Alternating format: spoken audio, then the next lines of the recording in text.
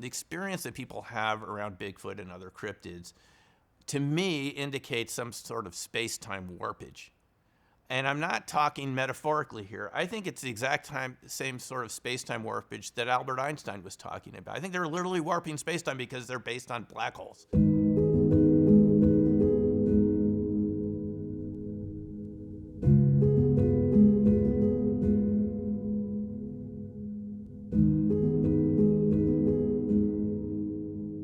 The way dark matter would figure into it is if you already have, the vast majority of the universe is made of invisible matter, you would expect there to be invisible life forms out there too that are using this matter. I mean, if it's already here and it's interacting with us only in the most subtle ways, you would expect life forms that are based on that dark matter. And because we know that these relic neutrinos are streaming in through us all the time, I think I read somewhere that there's like 10 million of them going through your body at any moment. You're coming in contact with 10 million relic neutrinos a second from the original Big Bang, a type of dark matter. There would be life forms that are using this type of dark matter as an energy source and are able to, interact with it in ways that give them abilities that have an evolutionary advantage. I mean, and isn't that what biology tells us, is that ever since Darwin, that things are just constantly evolving and that they're exploiting small advantages, and there's these, random genetic mutation, and that the life forms that survive are the ones that have an evolutionary advantage versus the other life forms, and this is how we evolve. We've been told this by science ever since you and I were little kids. Well, if that's true, let's accept that that's true, then there have to be life forms that are using this dark matter. And, what we're literally saying here is that there are life forms here on Earth that are using the same energy source as black holes. That there are life forms that are literally black. What I'm saying is that Bigfoot is a type of walking black hole. Just like we think black holes are way out there, way in the cosmos. We're just starting to film them. We've had photos of them just in the past couple of weeks. But what we're told from the cold fusion researchers, and I'm calling them cold fusion researchers, these are just the top scientists in their respective countries in nuclear physics, okay, who happen to go into cold fusion. They're telling us that cold fusion is based on micro black holes. And that would mean that there's life walking around on Earth that's also based on black hole physics. In other words, it's not emitting light, it's condensing matter, and it's able to warp space-time. Because this is what black holes do, they warp space-time. If there's life forms walking around Earth, what you would expect is people to experience warped space-time. Now, when you talk to Bigfoot witnesses, what do you hear them tell you? That they felt they were in a brain fog for a couple days after their contact or encounter with these creatures. Like they were in a warped type of space-time. It sounds like they encountered a black hole to me. Really. They say they have this type of brain fog. Now, they'll attribute to something that they call, infrasound. And that could be true. There are animals that do use infrasound. We know elephants communicate this way. Whales communicate with very deep frequencies throughout the ocean. But maybe it's more than infrasound. Maybe it's literally warped space-time. People experience the strangest sort of mental phenomena around Bigfoot. And as we were talking about earlier, they're severely traumatized by this. They don't know what happened to them. Sometimes they have memories coming back. I was talking to a witness just last week. Their family abandoned a summer home in northern Arizona because of the Bigfoot contact there. And she didn't tell me this till last week, okay? She said the contact with this creature was so complex and so enticing. There was part of you that wanted to walk out to see it in the forest. There was a curiosity about it. And there was simultaneously a feeling of panic. It was a curiosity mixed with sheer panic. They sold their summer cabin because of what the tree structures were coming closer and closer till they were leaning up against the cabin. Now she didn't even know these were tree structures, so she came and talked to me while I was writing the book, and I said, there are these structures. She goes, what? She thought they'd been built by Boy Scouts, building these little teepees around the house, but she never saw any Boy Scouts. All of a sudden, the tree structures come up against the wall of the house. I have the photos. And then they show up outside the house. She said it might have been over 12 feet high, jet black, and the eyes were the eyes of a human.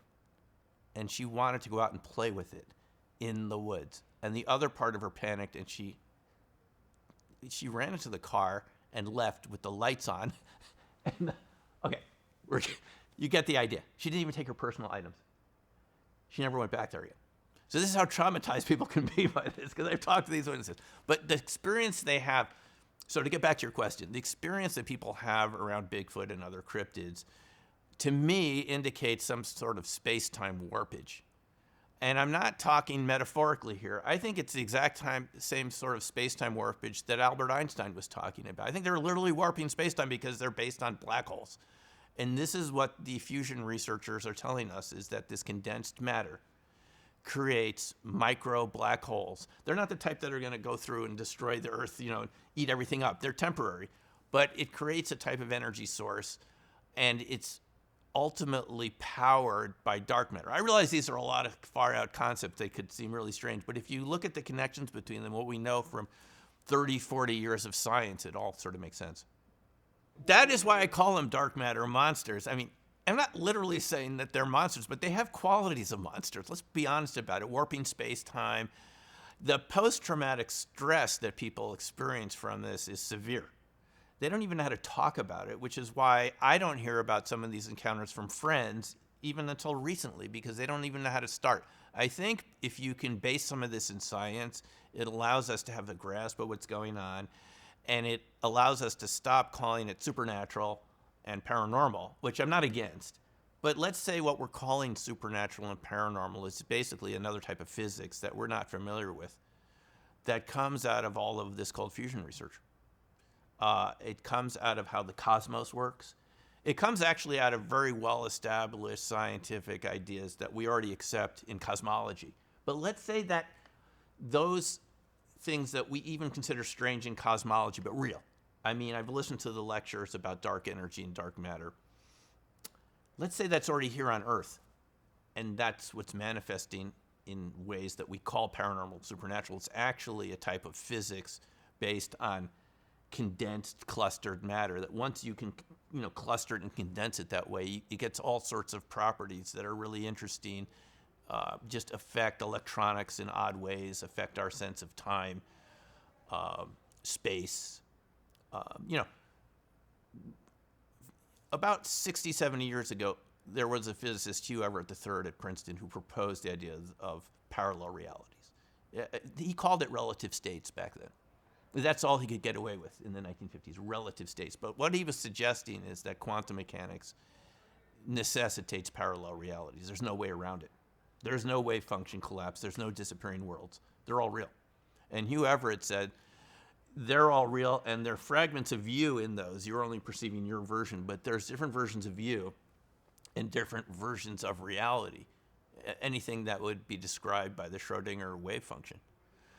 And what we could be dealing with here are literally parallel realities, and what the energy that allows, how would you shift into a parallel reality? Well, ball lightning is a good place to start. A lot of energy there. The amount of energy in ball lightning, it's like huge. It's like 20,000 pounds of TNT or something like that. It's really vast. Yeah, it's that type of strength. That energy would allow you to have access to these parallel realities, or not allow you to have access. It may thrust you into a parallel reality temporarily, whether you wanted to go there or not. You just happen to be in that spot on the Earth where there's a lot of crystals or, elements that are conducive to charge clusters. And boom, you go through that, and you're now encountering other realities that maybe you wanted to encounter, maybe you didn't, but there they are. At least if we can talk about it that way, there's a scientific basis for this. You might not agree. There are physicists who don't like the multiverse model.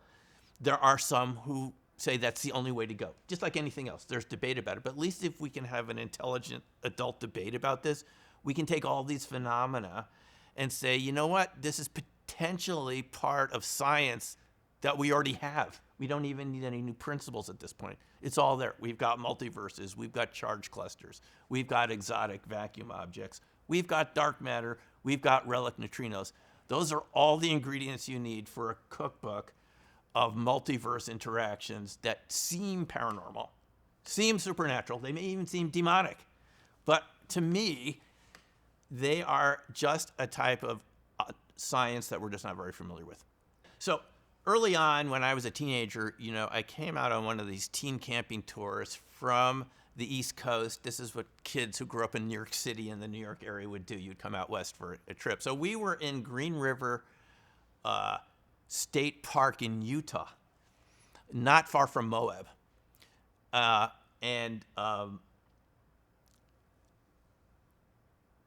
Green River, it was one of those areas around there. Yeah, that's where it was. So we were camping out. I had a weird space-time experience, which as I think I was 15 or 16. I couldn't make sense of it at the time.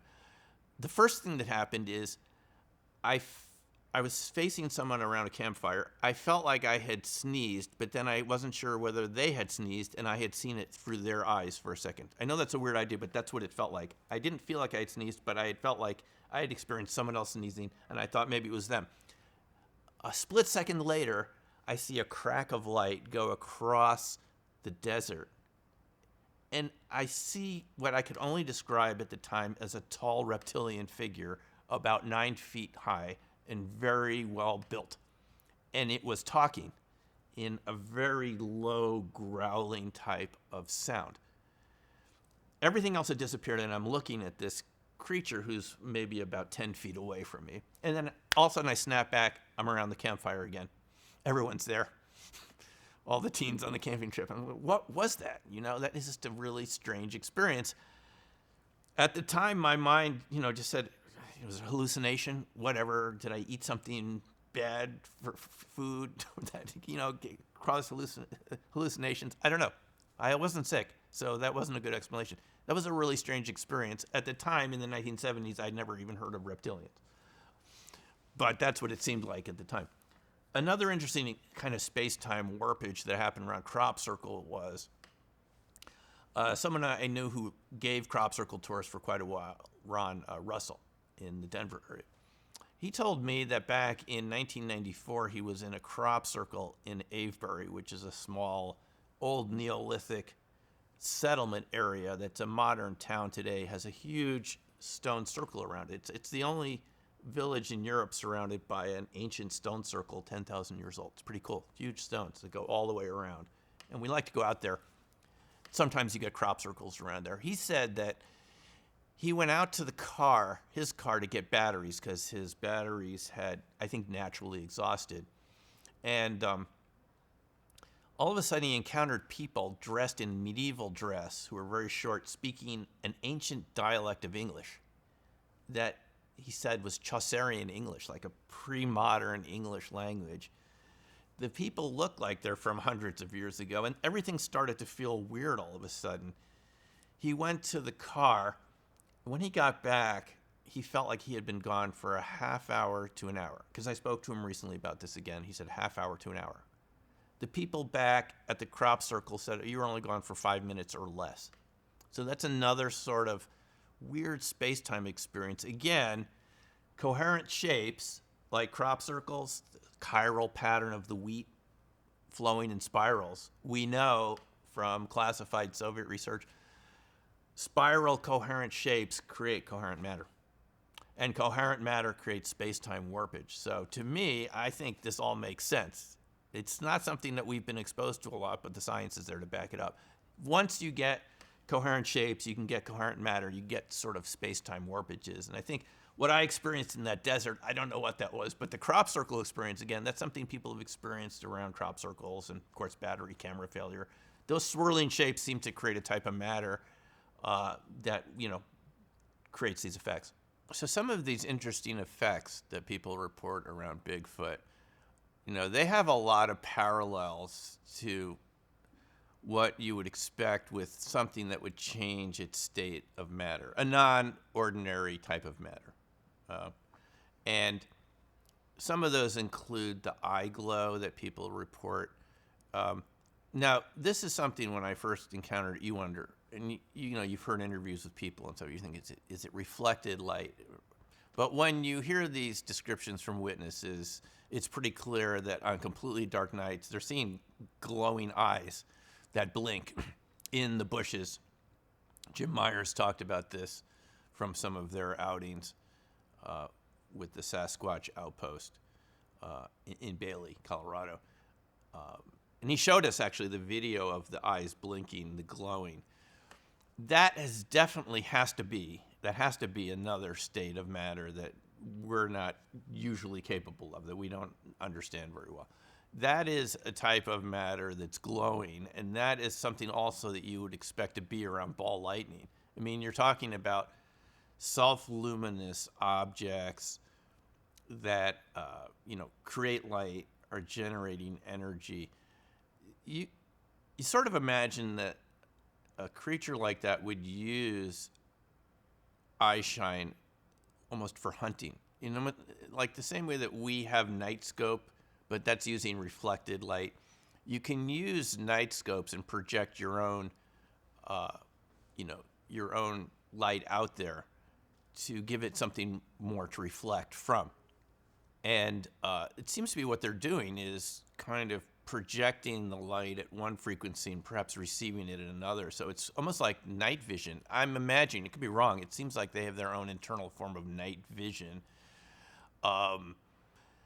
Things that glow, in physics is called scintillation, and there's various types of ionization. Fluorescent light bulbs that are ionizing, that are generating light. But this is sort of a dull glow that seems to me very consistent with the type of light that we get from orbs. So it could have something to do with that.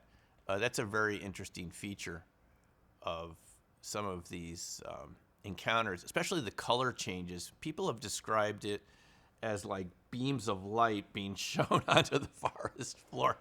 I mean, it's really strange, but it's really interesting. There has to be something generating that energy. Is it something more along the lines of a fluorescent bulb, or I would go more in the direction of coherent matter, again, controlled ball light. A controlled cold fusion reaction would give you that glow, okay? But then there's also the gliding and sliding motions. So often when you read about these encounters, and I love reading these encounters, people say, well, I saw the Bigfoot walking or leaping across the path. And then they say, well, actually, it was more like it was gliding over the forest floor. Or that when it was walking, it almost didn't seem like the feet touched the ground. And in other cases, it was almost like sliding across the ground. That to me suggests a type of anti-gravity effect. And again, this is something that would be consistent with coherent matter, is it's literally generating its own gravitational field. That's what coherent matter does. This is why the U.S. Air Force was interested and is still interested in coherent matter, and why you have defense contractors getting patents in it. I mean, condensed matter, where you have these clusters, these charge clusters, when they're so closely packed together and you get this nucleonic decay, you're actually changing the structure of gravity. You're changing the structure of gravity. The whole basis for speed of light, and I'll get into this really briefly, there's two components that determine the speed of light that we know about. One is called permittivity. That's the electrical capacitance of space-time, space itself. And then there's the magnetic component, which is called permeability. I think that these Bigfoot and other cryptids are literally able to change the permittivity and the permeability of space-time, exactly the way UFOs do. This is exactly what Hal Puthoff told us about his research into UFOs from the OSAP program run by the Department of Defense that we've all heard about recently. that they were able to determine that some of these craft literally change the permittivity and the permeability of space-time, which changes the speed of light and all sorts of other constants that we're used to being, constants in our reality. The Bigfoot, Sasquatch, and other cryptids seem to be able to do this too. It's not because they're literally a UFO. They're using the same fundamental principles of nature to change these things that for us seem like constants. For them, they're variables. And once this magnetic and electrical capacitance are variables, now you're gliding, you're sliding, you're creating your own gravitational field in a way that is useful to your motility. I mean, when you listen to these descriptions of the way these Bigfoot move over areas with stumps and rocks, and people go back to it the next day and they say, we could barely walk up it, and this thing was running like an Olympic sprinter following our car in an area of the forest that was full of objects and debris.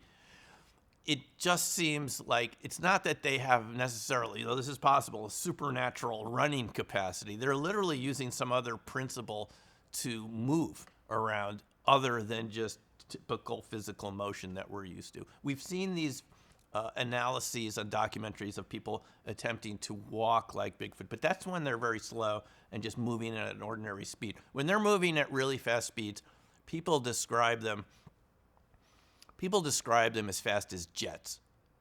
Some people describe them like cheetahs on steroids. I mean, how do you get those speeds from something that's supposed to weigh 600, 800, 1,000 pounds? How do you move like a jet? It can't be ordinary matter that does that. It doesn't fit any other animal or creature that we know about. Usually as things get heavier, they get slower, okay? And the fastest animals tend to be smaller. The fastest birds, the fastest land animals are all smaller and lighter. As you get bigger and bigger, you start to get a little slower and slower. It just has to do with the physics, mass and volume and so forth. But these creatures, huge as they are, built, like a weightlifter or more than that, seem to be able to move like a jet. It has to be another type of energy form that's supplying that type of energy. And then you have their ability to morph.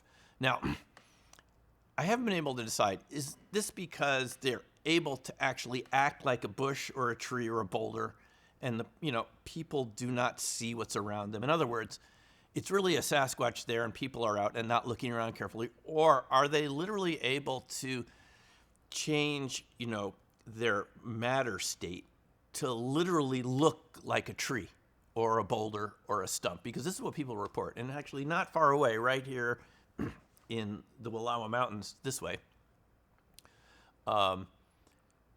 there was a case of from the BFRO site of a kid who said he was looking through his hunting rifle scope and he saw a Sasquatch, and other hunters approached and it turned into a tree stump. That's what he said. It turned into a tree stump. Other hunters walked by it. It's the Blue Mountains, right? Just about 100 miles south of here. He said the hunters walked around it like it sort of looks like a tree stump, but it's kind of a funny looking tree stump. And then when they left, it turned into a Bigfoot again. So it's like if they had looked at it really closely, maybe they would have seen. But for some, it almost like it was good enough for government work. It passed the government inspection. It's a tree stump enough to, and your mind is saying, well, we're out here in the woods. We expect to see tree stumps.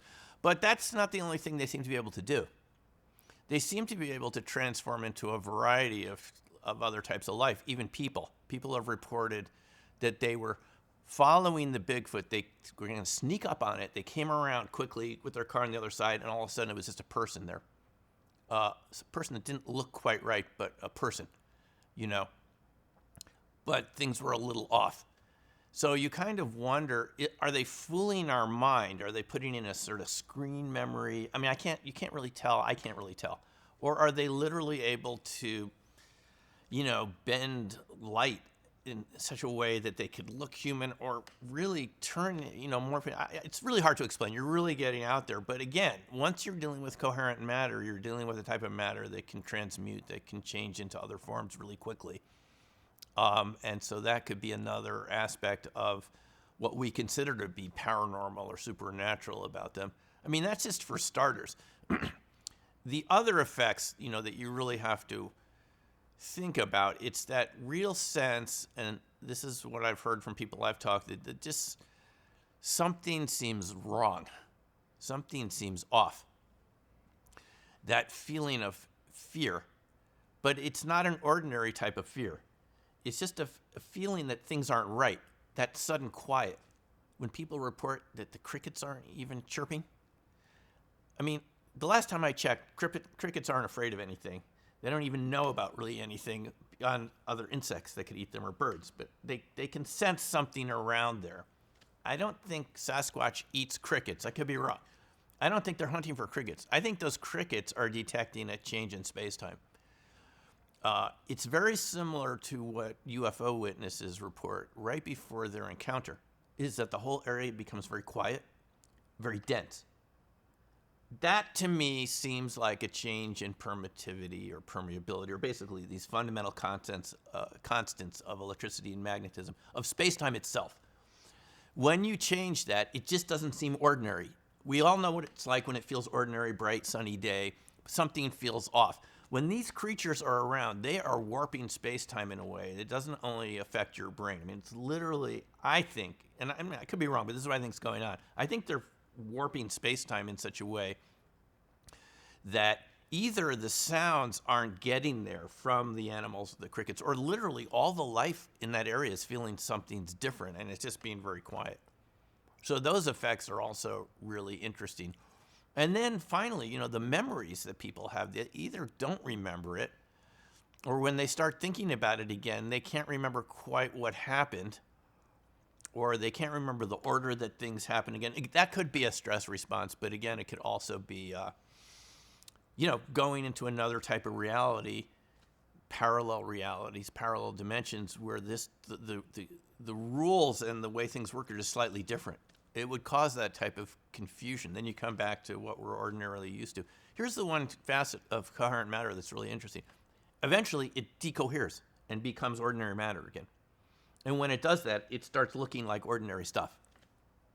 That's the moment where it gets very cold, because it's sucking in heat again, sucking in massive quantities of heat to become ordinary atoms and molecules again, ordinary structure that we're used to, when it decoheres. Coherent matter doesn't stay that way forever. It decoheres. When it decoheres, you have a real sudden temperature drop, a huge potential spike in energy, electricity, and things are going to go back to normal, but it's going to feel a little weird. So that's, again, another indication to me that we're dealing with coherent matter.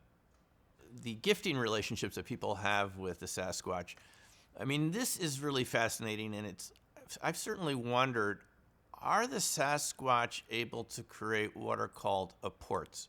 Apports are solid objects that appear out of thin air. And it has been experienced by regular scientists. There's no doubt that this happens. Hal Puthoff and Russell Targ, while they were working with Uri Geller at SRI in the early 1970s, he was their first remote viewing subject. They noticed apports appearing all over the place while Uri was around. They had things that they had been missing. I think in one case it was Russell Targ's lapel pin, show up in an ice cream cone that they bought right there on the beach. And in another case, it flew out of the sky and landed at their feet. And Russell said those had been missing for months. All of a sudden, they show up in an ice cream cone that they're, right there while Uri was around. Other cases of objects showing up that had been missing. Then there were the strange animals and things that would show up around the scientists that were working at SRI. And we're not talking hitchhiker effect here. I'm not even going to go with that one. This is stranger than that.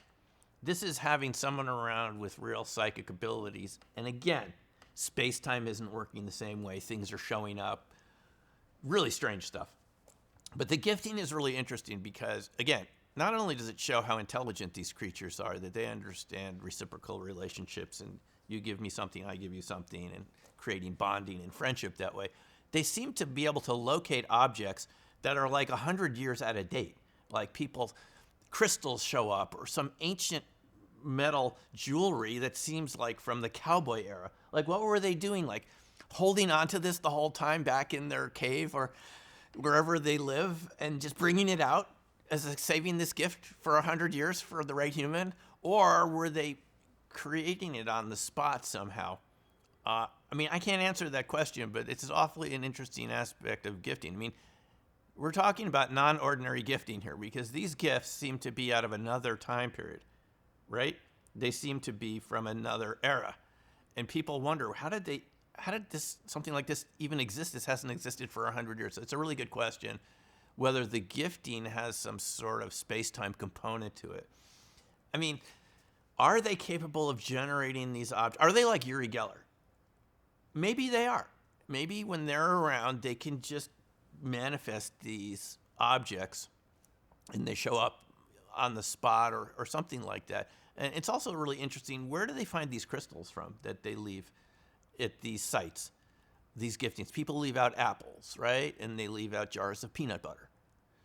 And then the person comes back and there's the stack of rocks, what some people call stone soldiers or little rock pyramids with a nice little crystal. Where did the crystal come from? Were they mining in the ground? I mean, I can't figure this out either. But this is another really intriguing aspect of it that I think we should all be really fascinated by, wondering how do they actually do this? It's one thing for you to leave out an apple and for them to leave, mummified field mice braided in grass. Well, I can kind of understand that. They might really find mummified field mice braided in grass like a really great present. But where do they come up with these jewelry and the crystals and bottles that are from 100 years ago? It's a really interesting question. So one of the things that people report around Bigfoot, and Ron Moorhead talked about this with his Sierra camp and the Sierra Sounds. I've talked to him about this, and I've read other witness encounters. The Bigfoot seem to be able to make a really wide variety of sounds that are way out of what you would expect them to be able to do if they're an ordinary mammal. Okay? They not only can imitate owls and coyotes and ordinary sort of animals, but, not quite right. People say that doesn't seem quite like an owl, but it's good enough, again, passes as an owl or a coyote, something like that, which would make sense. But they also seem to be able to make the sounds of car doors slamming, engines, a locomotive sound. One witness I talked to said it sounded like a train coming through the woods. And it wasn't because it was breaking stuff. It just sounded like this huge engine-like sound, and then it stopped right outside the campfire light. It rushed up at their site and stopped right behind a tree. She said it sounded like a locomotive coming through the forest, and then just stopped. But didn't seem like the trees were broken or anything like that.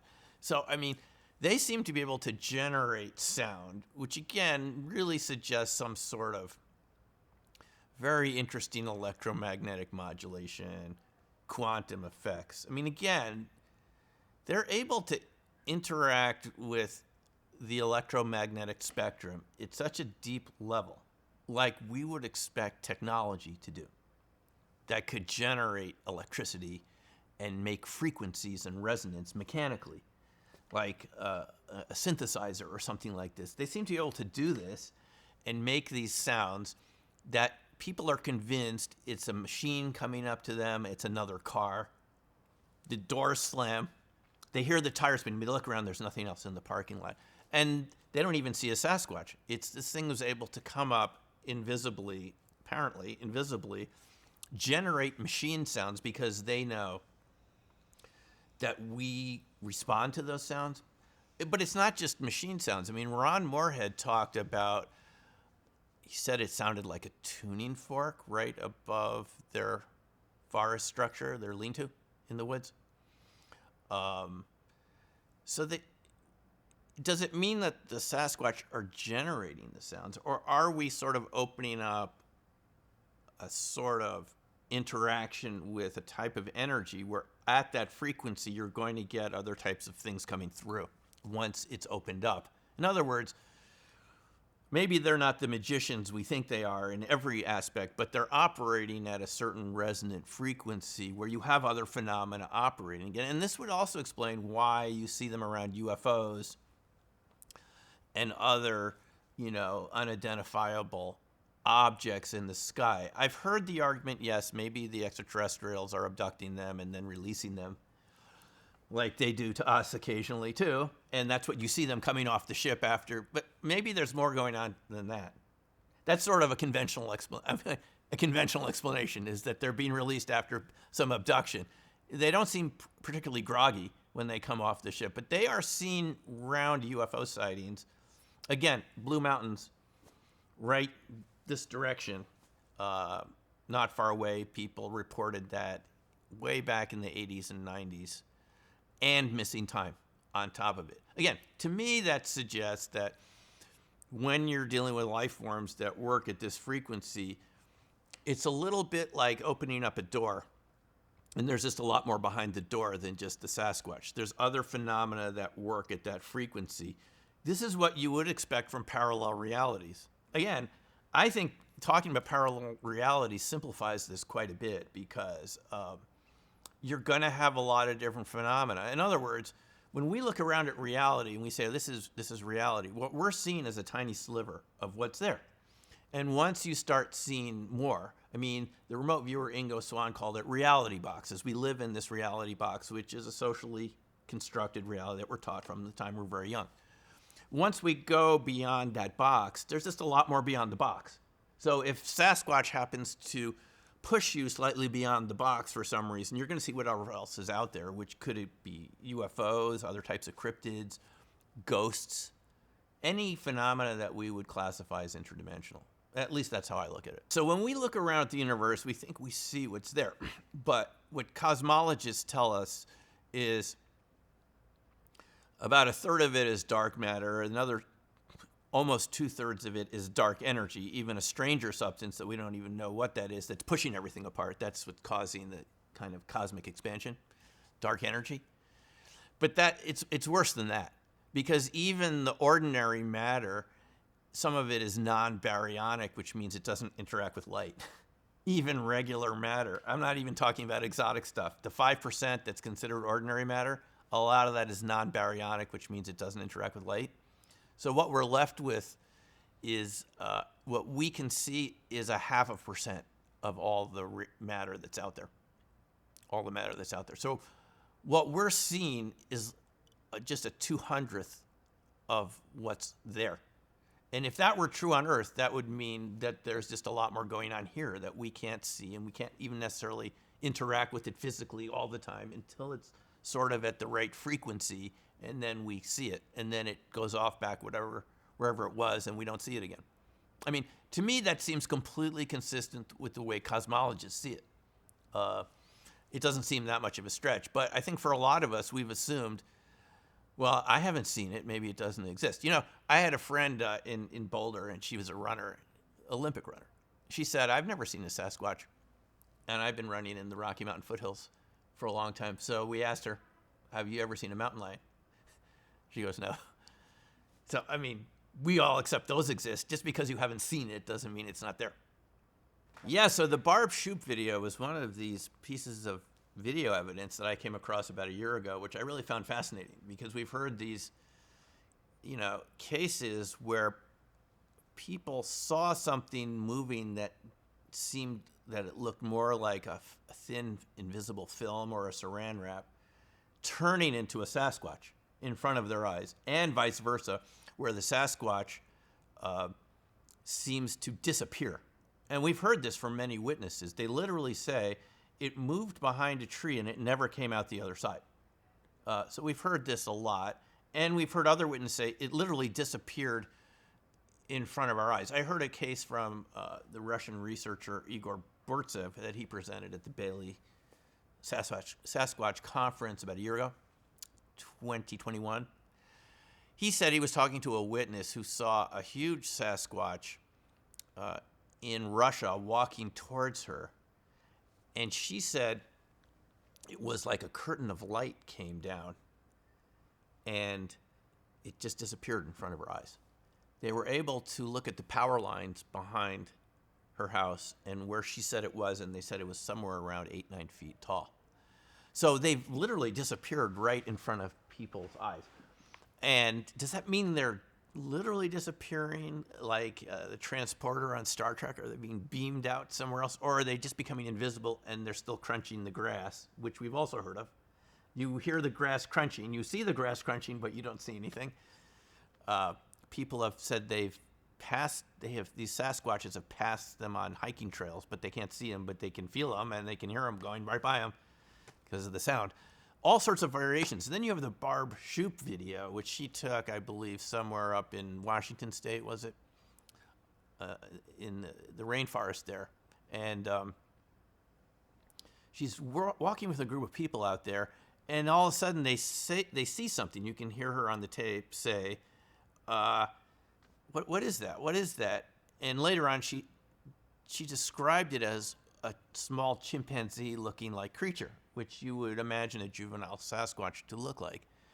But then, when you look at the video, and this is on YouTube, people can watch this for themselves, what you see actually are these pixelated clear blocks, which again is very similar to what other witnesses have described. So she can see it, and they see it move away, but what we see on the camera is just sort of an outline of something that looks like it's pointed towards them, and then it gets down from a tree and moves away. You can clearly see it in the video.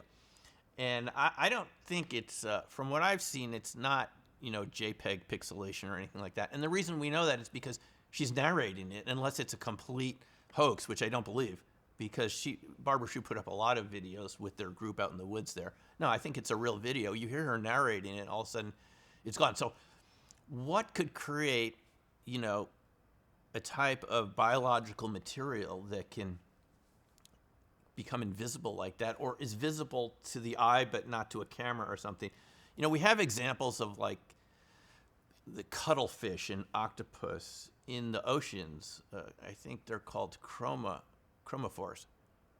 They can instantly change to match their background by changing their pigment.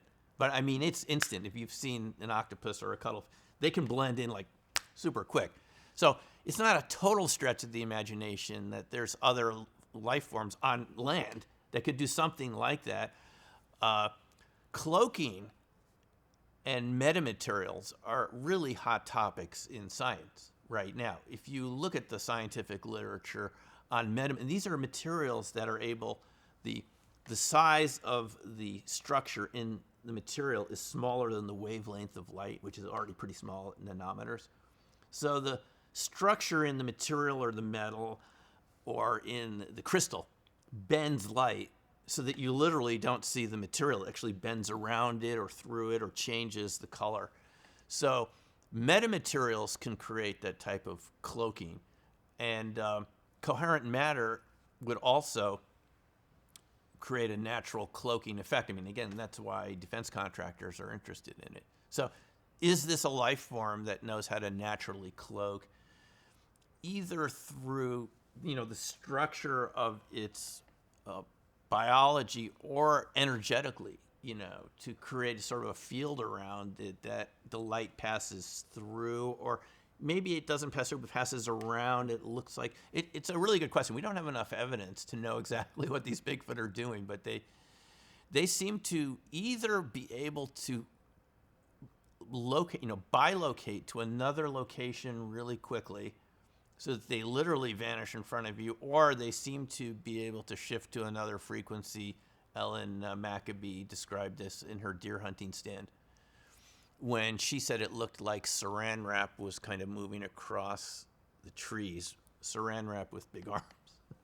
It's a really good question. I mean, we don't have all the answers here, but again, I think it suggests another type of matter, a matter that can adapt and change. And in the same way it provides cloaking to advanced black budget aircraft. Again, some life form could have figured this out a couple 100,000 years ago. Be very useful while you're hunting, don't you think, to be able to cloak? So the hitchhiker effect is one really aspect of the whole cryptid Bigfoot phenomena. And this is a really weird one. You have to admit, this is really strange, because you have people going out rescuing someone, a tow truck driver's car stalls, there's a Sasquatch encounter out there while they're hooking the car up, or the car in some cases is pushed over a small ledge or something by Sasquatch, and they find the person later. There are cases of this. You've heard of these cases where the Sasquatch move cars around, pick them up. They even rescue cars. There are cases where they put the car back on the road. They can really help out in a difficult situation. But there are cases of them following these people back home. I mean, we're talking pretty far away. How are they doing this? I mean, are they running at highway speeds invisibly behind the vehicle? Because these people report that night they get home, all of a sudden their animals are not acting right anymore. Cats are hiding under the bed. Dogs are hiding. Well, normally the dogs are sleeping on the couch downstairs. Now they're under your bed. They're whimpering, and you go out and you hear something, you see something, you have the sense that there's a Sasquatch out there. You pull the shades down again or something. How are they doing this? I mean, this is a real argument for bilocation. And again, it's part and parcel of coherent matter for it to be able to go into a quantum coherent state and then just relocate to another state through quantum mechanical principles. I mean, scientists are already studying this right now. But the strangest thing about it is people who've experienced this or even investigated, when they go home, sometimes they see these sorts of creatures again, even on the other side of the United States, right?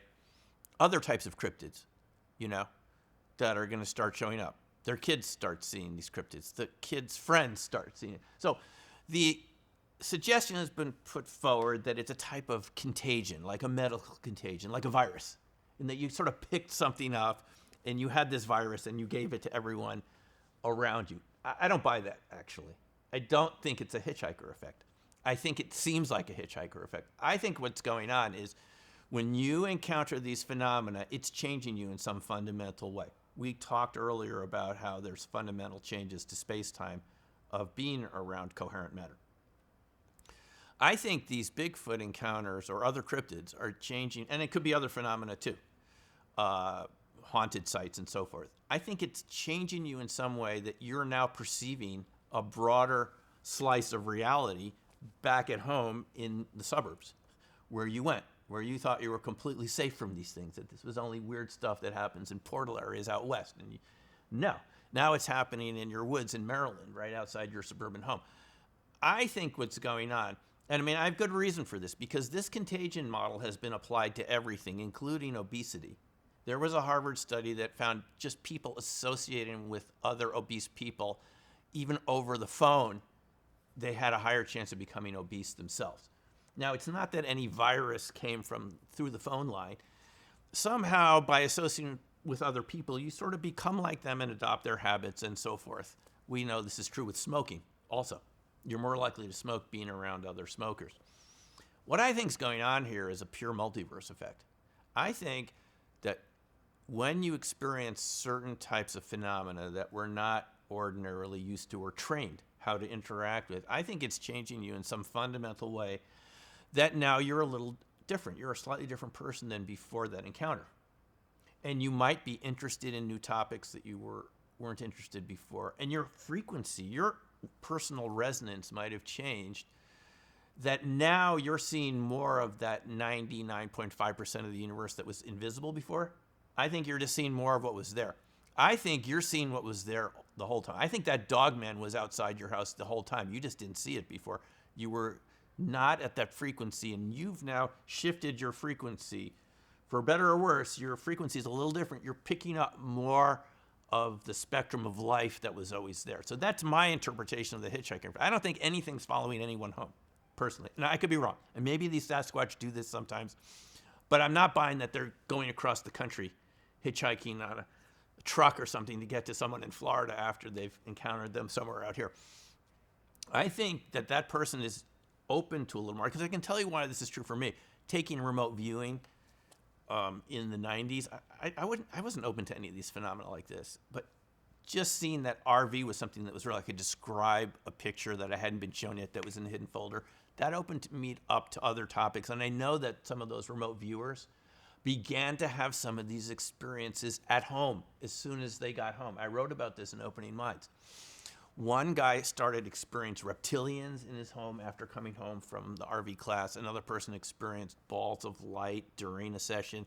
So I've sort of seen this before, and I think what it is you've changed, you've opened yourself up to a little more, and you're going to see more of what's always been around you. I think people in academia are under a lot of pressure to toe the line. And we think of academics as people, that are bookworms, that are really interested in finding out academic truth, scientific knowledge, new discoveries. And that is partly true, but there's a whole nother side to academia that we often don't see, and that there's an intense amount of pressure from other faculty members to stick with the program, to not work with overly controversial topics. Universities rely on funding, not only from the federal government, but from private corporations. And they don't want to deal with controversial topics. And if they do it, it's because they had a specific directive that allowed them to go off in that direction. Or, like in the case of SRI, it was a separate research institute from Stanford. So whatever they did, that with the weird remote viewing research and other research that they did, it wouldn't really cast any sort of shadow on Stanford. I mean, I was talking to someone associated with this university, WSU, just at a chance meeting in a restaurant nearby, and she said she was very interested in remote viewing and topics related to paranormal. And I said she worked with getting funding from private corporations for the university. But when I mentioned how about doing something related to remote viewing, psychic functioning, she said, "Oh no, we could never do that. It would just be too controversial. Our corporate sponsors would back out." So that's one component, is the financial aspect of it. A lot of scientists are dependent on federal funding from the National Institute of Health, National Science Foundation. And again, if you have the National Science Foundation and the federal government coming out and saying something like cold fusion isn't real, they're not going to give any more grants in that direction. You won't be able to get funded in that direction of research. So it's this sort of centralized coordination of topics that we have in this society that really prevents people from branching out in other directions. The other aspect to it is academics are often highly concerned with what their peers are going to think of them, and the reason is you're thinking about your long-term position in that particular academic department. So you need to get the other department members to vote on you occasionally to promote you if you want to move up from being an assistant professor to an associate professor to a full professor with tenure. You have to be in the good graces of your other faculty members in your department. Now, if you go off on a topic that they consider weird, or they find some advantage to attacking you over this particular topic, maybe you become sort of a laughing stock in that department. I know Grover Krantz here had to deal with that. You're going to end up with whatever topic you're studying, doing it in the least riskiest way, which means you're going to want to make sure that it seems acceptable to your colleagues and to the journals that you need to publish in to get publications, which are required for promotion and for you eventually to become, a full professor and a faculty member, a tenured faculty member. So there's pressures from the publication, there's pressures from your peers. What the end result is, you become more and more conservative as you go through the academic system. You might have new professors with their interest in certain topics, but if they get the same sort of lecture that I got when I was a graduate student, I mean, you're literally told to, you do want to be successful in this field, don't you? You put a lot of time into this. You should stick with the mainstream topics. Don't go off onto fringe topics. You want to go where the pay dirt is. The pay dirt is in other topics that people are already researching, not in new topics that have, really an unknown outcome. But that's what we need science to do. We need to go off in these new areas, or we're never going to have people like Galileo or even Einstein, or even people like Enrico Fermi, who couldn't even get his first paper on neutrinos published by Nature magazine because they said it was just too far afield and people wouldn't find it believable. Enrico Fermi, the person that was part of the Manhattan Project, that created the first working of, nuclear reactors at the University of Chicago. He had to go through 82 reactor versions to get one to work. People forget this. All of science requires a lot of time and a lot of risk and going off in new directions. And maybe the scientific magazines at the time won't approve of your topic. Fortunately, someone like Enrico Fermi was, a big enough fish that he could rewrite it or get it published somewhere else. But it just shows you how conservative science could be. You look at the reaction to the Wright brothers at the time. Do you know how cautious they were in showing their airplane to people? They did not want the negative publicity and the ridicule and the serious societal criticism. They knew people were going to make fun of them because the New York Times had already come out and saying that manned flight was impossible. And that's what scientists believed at the time, that it was impossible. So they only showed their Wright flyer to very few people that they knew would be open to it, one of whom was a beekeeper from Ohio who ran a beekeeping magazine. And they knew him as someone that was at least reasonably open-minded. So he got to see their first flights in Dayton. But nobody else did. And their first public flights were in France, not in the United States, because of the position of the U.S. government, who was funding Samuel Piermont Langley, who Langley Field is named after, who was director of the Smithsonian Institution. Now, he had another model that never flew, and he had, I believe, a $100,000 grant from the federal government. But his design never worked, and that was, he was this, accepted scientist and everything. It took these, self-funded bicycle mechanics who I don't even think graduated from high school to create something we all use now all the time, airplanes. Nobody believes any of these new ideas at the time they're created. And even scientists can become conservative.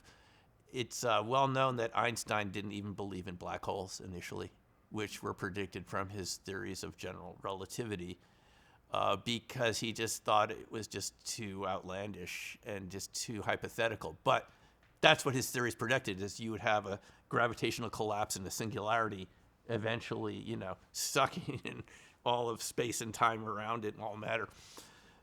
Any new idea is always going to seem extremely controversial. And unfortunately, our academic system is not really set up to try out new ideas, to even respect people, kind of give them a little breathing room to explore this. So people that have explored Bigfoot within the academic community have been very concerned about filtering out any sort of witness experience that we would call paranormal or supernatural. Anything that doesn't fit the traditional explanation. They'll do plaster casts and look for hair samples and things like that. But they're really afraid that they're already so far out in the limb that if they talk about anything that we've talked about here, like invisibility or morphing or ability to generate strange sounds, that they would be ridiculed by their colleagues.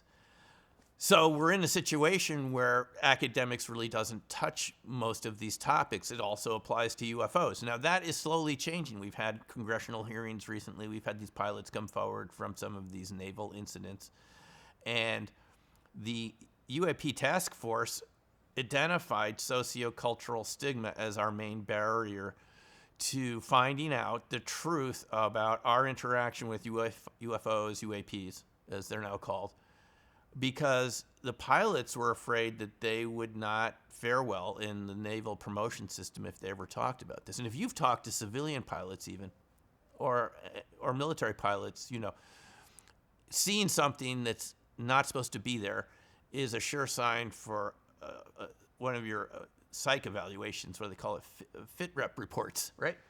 And especially in the military, I've been told that anything could affect your chances of promotion, the smallest thing. So you don't want people, thinking that you believe in UFOs. And same thing applies to scientists and the Bigfoot topic. I think that they're just more concerned for the most part about prestige and honors and awards, which are things that you need to be successful in the game of academics. Unfortunately, it's not consistent with good science. And I have been told directly by people that have worked for DOD, who I won't name, but they told me the money was good, but the science wasn't. This is what I've been told with the money that went to UFO projects from DOD. This is literally what the person told me. And the reason is you're not taking risks. You're kind of confining it. It's all driven by the grant and the project and the proposal and the schedule and all the things that you have to do to work with that type of, financial system more than it is the topic itself. And then there's classification on top of it. We have a tendency in this country to classify things if it has anything to do with, new energy sources, anti-gravity. It is somewhat understandable, but, it goes so far that the people in these programs can't talk to anyone outside these programs anymore. And if this has been true with Bigfoot, you and I wouldn't have heard about it. It's quite possible that there have been federal investigations of Bigfoot with all this activity that goes in national forests and national parks that people who go to those parks report. You would expect the government would have done some investigation if these creatures are out there and if they're actually doing what people say they're doing. And not all these encounters are always pleasant, right? Some of them are kind of scary, even from the park rangers. And what do the park rangers tell us? They've been told by their superiors, by their supervisors, we don't scare people in the park services. We're not here to do that. So for all these reasons, there's too much stigma attached to these topics until it changes. It's changing with UFOs and the Navy. The Navy says they're not going to penalize people anymore for reporting UFOs, right? We know there are classified congressional hearings going on with these pilots. These pilots have said they've been part of these congressional hearings. We're not hearing about them, but they're classified. Even the House Intelligence Committee hearing a few months ago, the second half of the day was classified, right? So we only heard the first couple hours. We didn't hear what happened in the second hour. So we don't know what's going on behind the scenes, but you would imagine these topics would break out eventually. But unfortunately, I would like to say that academics would be studying this and publishing about it, but I think they're too afraid of the repercussions. And, after you've worked so hard in one area, you don't want to do anything that's going to jeopardize your long-term, chances for success in that career, in that area. So you get more and more conservative. I've talked to people, chemists, and I've talked to people in the hard scientists who say it's just terrible.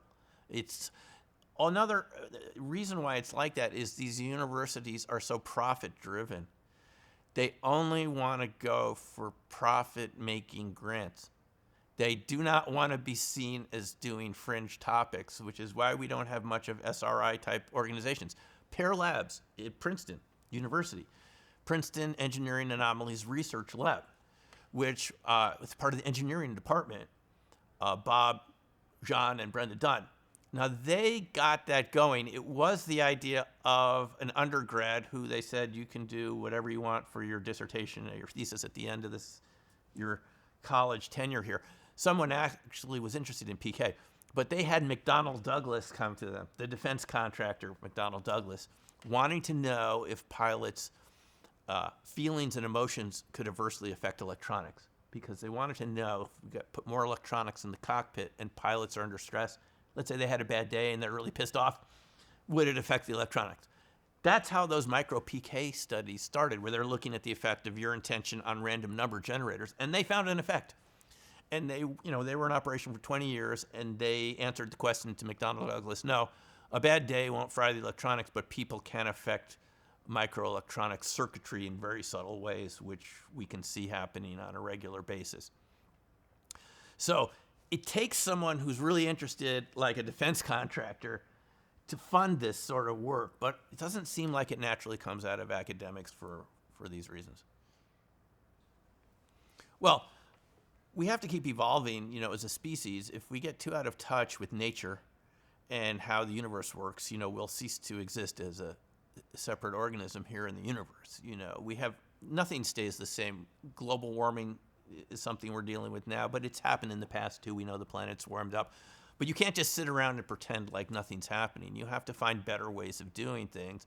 And if that involves creating technologies that work with nature versus work against nature, that would be a huge benefit for us and for the entire planet and all the other animals that live here.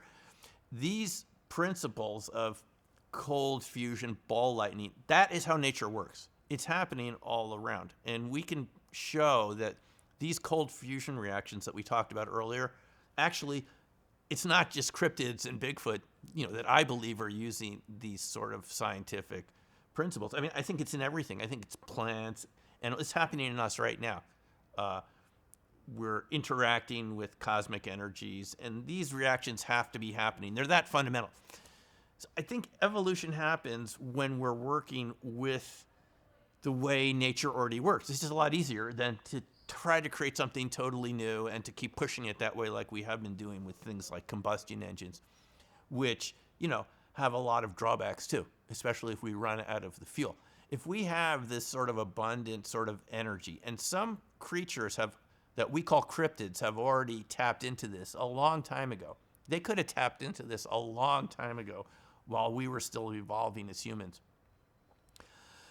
It's just a more natural and abundant way to go, is to work with nature's principles and not to fight it. And nature wants to create, this ball lightning. It does it all the time naturally. We can do it in the lab, and it's really the pathway to, just being able to do a lot more with what we've got, not feeling like we're always coming up against these energy limitations and material limitations.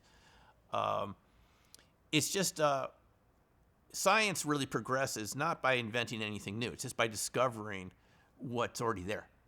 And it's sort of by removing the blinders. So to answer your question, what we need to do to society to get it moving in that direction, we need to reward people again for being innovators, for creating new ideas and new things. We shouldn't have a stigma associated with it. We don't even remember Nikola Tesla. Even Albert Einstein said he was the most intelligent person he ever met. Einstein said that because he met Tesla on a couple occasions. People like that are what develop more, environmentally friendly technologies. They answer the needs that we all have as a society for power, energy power, and for material resources and so on, but to do it in a way that it's already going along with what nature does versus creating these other systems which are, very clunky, very vulnerable. Look at the electrical grid system we have. There were already articles a couple of weeks ago how, this grid, the electric grid is so old, and we're coming into the summer when there's high power usage. It can easily go down for large parts of the country. I mean, do we really need to be dealing with that, or are there better ways to do it? So that's where all this leads. And we need to reward innovation and new ideas and not penalize people who want to do things differently, try things out. There should be a minimum portion of the federal science budget for completely new, far afield ideas, because if any of them work, everyone benefits. And the costs are already fixed. You should have research money aside for Bigfoot topics, for UFO research, for ball lightning, for ghosts, for time slips. People have encountered these time slips, not even around Bigfoot or UFOs, just going into places around. You've talked to them where all of a sudden they seem like they're in a different time era, and then they come back and they're back here again. Things like that. We should be looking into the science behind that. At least that's my view. Because all of these topics are connected fundamentally in some way, and ultimately we'll get out of it what we learn from it from experiencing some sort of new type of questions, theories, and data. But if we're sticking with the same program, the same old creaky program, everyone's afraid to go out of the mainstream of the repercussions to their career. People need to be able to do things without worrying if it's career enhancing or not. Because if everyone's just playing the game like that, we're not going to have any progress. We're not going to have any progress, and we're going to have a Sputnik moment. And the Sputnik moment is exactly what Hal Puthoff talked about at one of the SSE IRVA meetings, Society for Scientific Exploration and the International Remote Viewing Association combined meeting in Vegas. He said, if we don't do something about understanding the UFO situation and what the technology is, or who's in those craft, who are they? What's their intentions? How do these things work? Some other country is going to figure it out, and we're going to have a Sputnik moment where you see their satellite going overhead and you don't have one, and you've fallen behind. And that's where this country is going to end up if we don't pursue these topics. There's enough people interested in these topics, right? There's YouTube. There's multiple ways of distributing this information. It has to do with understanding how our universe really works. Now, do you want the fantasy version, or do you want to know how it really works? The way it really works, it's a lot stranger than we thought. We've got creatures out there. We call them cryptids. We don't totally understand them. We don't know what their motivations are. We don't know how they do what they do completely. But we might as well start exploring it now. We might as well start exploring it now. It gives even me, I have a feeling in the pit of my stomach when I think about this. I feel butterflies in my stomach over this because it's really going into the unknown. And even all the topics I've studied associated with this that we've talked about here today, I still realize, wow, we are seriously going into the unknown even to talk about some of these topics and recognize they're real and have a national discussion, have town meetings about it. We won't know where we are anymore, but that's better than being caught by surprise and, becoming gradually, out of date and, really falling behind the general knowledge. It doesn't make sense to be ostriches with our heads in the sand, does it? So we, especially Americans, America is always this country that takes on these challenges, and we find a way to get it done. We can do it with these topics. You have to get over the fear, first of all. Make it okay for people to come out of the closet and share their stories, their witness encounters. We all know these people. They want to share their stories, but they don't want to feel like they're going to be ridiculed by their neighbors.